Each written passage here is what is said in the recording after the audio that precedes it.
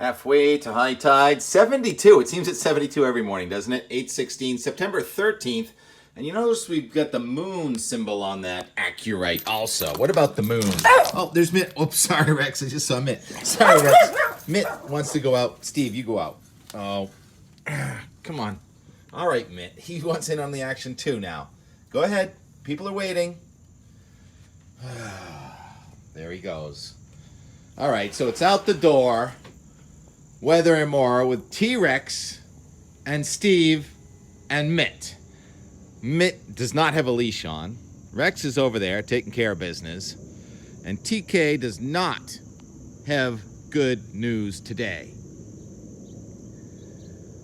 It's a nice morning, but we've already started with the flash flood warnings. First thing this morning, New Jersey. Second thing this morning, Connecticut. There is a front coming in here with what I call hurricane repellent. Nice dry air from Canada on the other side of this front for tomorrow and Friday. For today, it looks like the heaviest rain wants to be in a strip from southwestern Connecticut across central Massachusetts into Maine. And the Severe Storm Prediction Center says we are vulnerable to some severe weather and perhaps even a tornado in Connecticut. But I think that threat is right now, and by the time I get this published, that threat will have gone by. What do we got over there? Oh, there's a few altocumulus castellatus. Oh, a bunch of pigeons? Well, pigeons doing photobomb very often. So the castellatus is an indicator of mid-level moisture and instability and the chance for showers and thunderstorms. So that's today. And then the front goes by. And then tomorrow looks glorious. Now, I'm going to use the Chatham 3 to 5 day. There's a sneak peek of it. I'm going to use the Chatham 3 to 5 day because of what's going to happen this weekend. Chatham being Massachusetts, Cape Cod, probably where I'll end up. So we have beautiful weather coming in Thursday. It's not a very strong high pressure system, but it's much drier, the lowest dew point we've had in a couple of weeks. And then Friday, all eyes are on Lee. All right, so what do we do with Lee? First, the good news with Lee. It became a little bit more ragged last night, and so the eye wall is disintegrating, so it's probably peaked in intensity as a 115 mile an hour Category 3 hurricane. Now it slowly diminishes. But Lee is almost like a car running out of fuel at the top of a mountain, and it can just glide all the way down into the valley. A couple of miles. It's a really tall mountain, almost like the Kankomagus. And as it rolls down that hill, it may actually go a little faster. And it's going to transition from a tropical storm to a hybrid nor'easter. We see this a lot. Usually it's a little later in the season, October or November. And as that happens, it's a little bit like a figure skater. You watch how fast they go with their arms tight to their body, and then as they expand their arms and their hands are moving not as fast, but in a much wider circle. And that force expands, and that's what's going to happen. The strongest wind will move away from the center of Lee to the perimeter. And boy, there are a lot of isobars. What is wind? Air moving from high to low pressure. It's going to be about a 10-18 millibar high pressure system in New York and Canada on Saturday, and a 965 low just east of Cape Cod. Look at all those black lines. That is wind from the northwest for the most part. So you're looking at an offshore flow from Rhode Island to the south side of Cape Cod, but an onshore flow at Nantucket Harbor, Sassuat Harbor, Provincetown, Sandwich, north side of Cape Ann. Fortunately, it looks like an offshore flow for much of Maine. So this storm is serious, and yes, I've advised my friends to start thinking about hauling boats. The process has begun. I'm going to go now stick with the worst case scenario. Let's look at that Chatham 3 to 5 day. Again, there's so much information. You can get this all on weather.us. And it has wind. There, I've just settled my cursor over Saturday midday.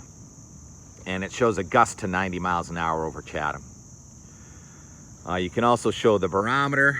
You scroll down on that weather.us site, and the pressure gets down to 982 in Chatham. 982 millibars equals 29 inches on the barometer. So this storm could be the worst we've seen in almost 2 years. Remember what happened October 27th, 2021? Had a couple of those boats right there end up on the beach right here. I think we had gusts to about 75 or 80 with that one. This one might not be quite as powerful. That one was actually getting stronger. The low pressure center was intensifying on that one as it was using cold air for fuel. This one is not going to be intensifying. It's going to be decaying, but only very slowly. So we at least have that going for us. So I would estimate more like gusts of 50 to 60 here on the Fore River and in Hingham Bay and in Boston Harbor. But on Cape Cod Bay, it looks like we pretty likely have gusts. The GFS is the faster model. It says the worst of the wind will be gusting 70 to 75 there in Barnstable first thing Saturday morning. And then here's the Euro. This is the worst case scenario, shows gusts of 75 to 80 around midday, which makes a huge difference. Now there's a new moon tomorrow. A new moon means a greater pull on the tides. Fortunately, it's not the most astronomical high of the month, but it's pretty high.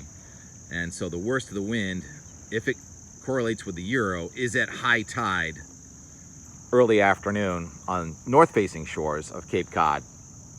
So Sassuat Harbor could be vulnerable to a 5-foot storm surge on top of the high tide. So that would mean serious flooding of the coast there and more damage due to wind.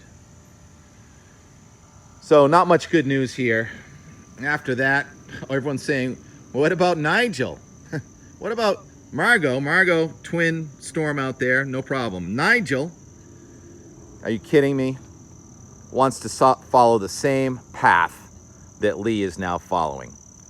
It's almost unprecedented to have storms go east of Cape Cod, then bend left into the coast of Maine. Rob at Crown Weather says that he had to look back and found one that was somewhat similar, Francis in 1961. So statistically, Nigel is going to stay away, but it's going to keep us on our toes and our hair turning gray. We had some dew last night, a lot of dew. Often fog is a predecessor of hurricanes. Usually the fog, I've noticed over the last couple decades, when we've had real thick fog around, hurricanes have missed to the east. And there's still a chance it could miss to the east. A glaring inconsistency is the spaghetti plot, still showing pretty far east. But I have shifted to worst case scenario when the GFS and the Euro have both aligned with a terrible coastal storm here. Incidentally, that one back in 2021 was the worst since was it Blair said November 7th, 2000, oh, November 3rd, 2007. There's the map for that. The map then looked very similar to this. And then also we have that one where Hurricane Grace was absorbed by the perfect storm in October 1991. So I think that 21 storm for me was the worst since 91. There's the 91 map. All right, so I'm presenting a worst case scenario. We'll be back, probably more updates than not. Hopefully, can be a little less alarming tomorrow. But historically, I've always said when I was on TV, let's make the serious call for the weekend on a Wednesday, because on a Monday and Tuesday, often the forecast would change for the weekend. Some people would cancel their plans, and it would turn out to be beautiful weather. Well, in this case, I think it's pertinent to make the serious call of a bad storm here for the weekend on our Wednesday. Talk to you later. Oh yeah, sorry, I almost forgot, Kevin. Still in the Twilight Series Wednesday evening races. So beautiful right now. The front's gonna come in. There's a chance of a shower or a thunderstorm. Looks like low tide for race time around 6 o'clock. Close to sunset now. Maybe you've moved the race time up earlier. And the wind should be out of the south at about 10 miles per hour. Still sticky with a slight chance for a shower or a thunderstorm. And the in-more part is just some lighthearted stuff from yesterday, measuring the rain, now past 2 inches for the month. And the rainfall potential along I-95 Saturday and Sunday is in the order of 2 to 4 inches or more. Here's the and more from yesterday, September 12th. Midday update on Tuesday, September 12th. You can tell the color of the sky by looking at the color of the water. There's gray water and gray sky, and then blue sky and blue water. There has been some convection today. Some real big downpours spotted around eastern New England, Cape Cod. I forgot to check the rain gauge this morning, so it was a little more than I thought. Better off than most others. So the way this works is there's an inch there. So you take the inch out, you dump that, and you put the other back on. Hold on. Yeah, I shaved, finally. Right, so next stage, put the funnel there, take the rest of the water, pour that in carefully, right? Serious Kokoraz. Serious weather data. All right, so my Monday rain, while everyone else is having the flooding, 1.36. That gets me to 2 inches in the event so far with our Tuesday off now. How much for Wednesday? And the tendency so far this morning has been for good news in the hurricane department. I hope that's still going. You hear that? Billy Joel. Am I gonna get a copyright? T-Rex. It's turning really nice out, huh? Play some ball? That way. You missed it.